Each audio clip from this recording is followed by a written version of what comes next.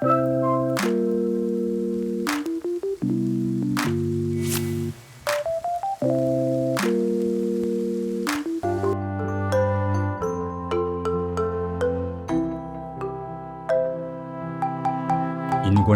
예술전이 광주의 총 100년홀에서 10월 2일부터 7일까지 진행됩니다. 가을 서정이란 작품으로 참여한 황기한 작가를 만나봅니다.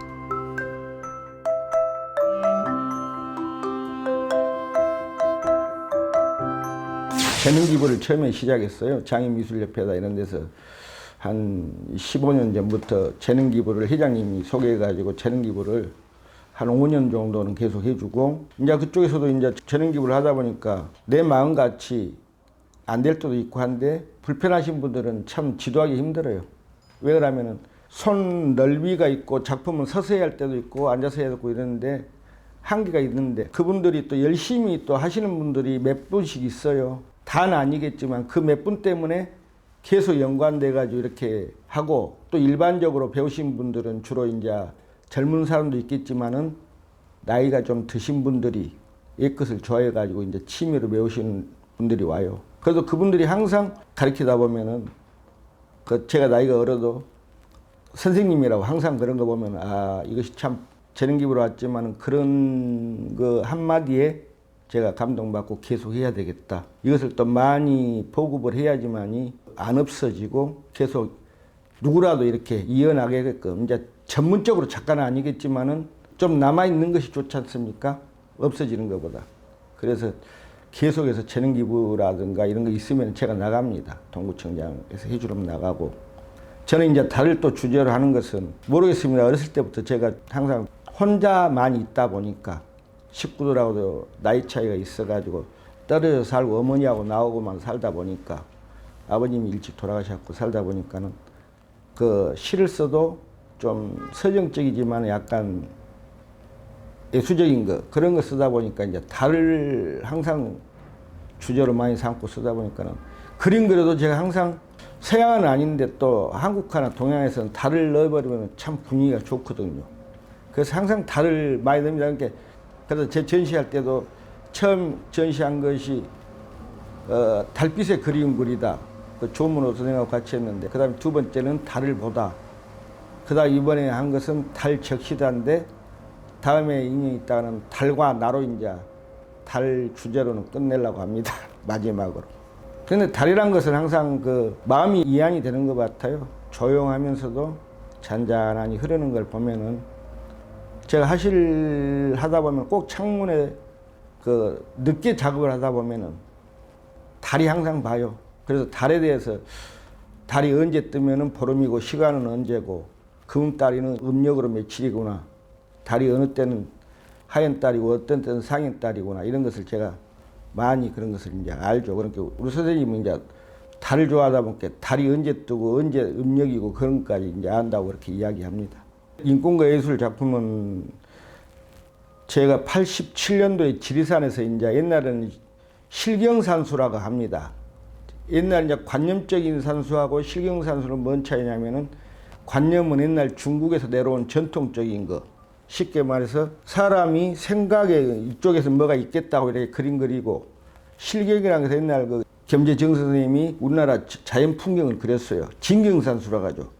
즉으로 말하면 그것이 이제 실경입니다. 실경은 사실적인 것을 스케치를 하든 사진에 담아와서 간출해서 그림을 이렇게 그리는 거거든요. 이제 카메라가 발달하다 보니까는 그 80년대 와서 작가들이 학생들부터 시작해서 이제 실경산수를 그렸죠. 그러니까 지금도 이제 나이 드신 분들은 이제 관념산수라고 옛날 전통산수를 하고, 기법이 약간 틀립니다. 사실적인 기법하고 우리가 스케치하고 현대풍으로 그리는 거. 그러니까 지금 현대풍으로 그린 것은 그림 한국에서는 실경산수라고 하면 됩니다. 옛날에 이제 동양화라 했는데 지금은 한국화라고 하죠, 이제. 이번 작품은 이제 87년도 우리 다른 전성문 선생님하고 제가 이제 그 문화에 들어갔을 때 한 20-30명이 이제 그때는 버스 타고, 요즘은 그때는 이런 휴대전화가 없었으니까 전부 다 중고 이제 뭐 그 캐논이니 이런 카메라 하나씩 메고 필름통 들고 버스 타고 가서 일일이 걸어서 이제 지금은 차가 있으니까 금방 갔다가 또 풍경이 마음에 안 들면은 다른 데로 옮기는데, 그때는 한 군데 정해서 내리면 그쪽 도시락 먹고 그 동네를 다 훑고 다니는 거죠. 이제 그러고 이제 일단 그림에 맞게 이제 구도를 잡아서 그 사진을 찍어요. 그래서 그쪽에서 이제 한 통이 이제 24판이 나오면은 그쪽에서 한 5장이나 쓸 수 있는 그림으로, 우리가 눈으로 봐서는 엄청나게 좋게 보이는데 사진으로 찍어서 그림으로 나타내면 안 좋고, 저것이 그림이 될까 하고 찍었는데 그림이 되는 소재가 있고 그렇습니다. 그래서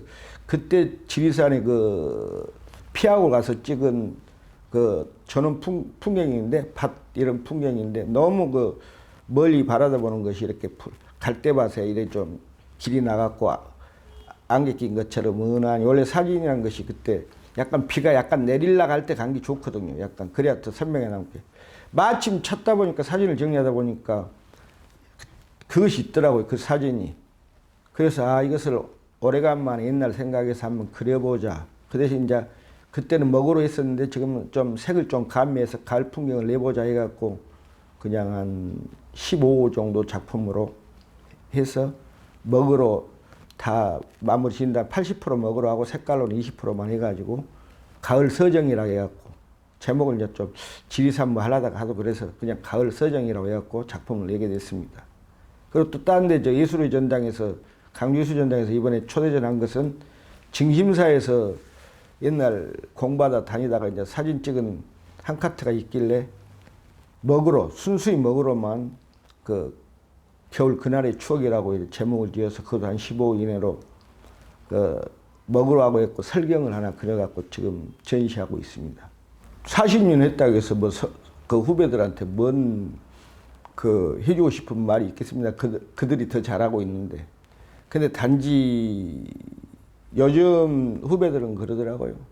이제 너무 빨리 그냥 변화되는 그림만 따라가지 말고 자기 하고자 하는 것을 그냥 일단 어느 정도 정립시키고 나서 그 다음에 딴 그림을 그렸으면 해요.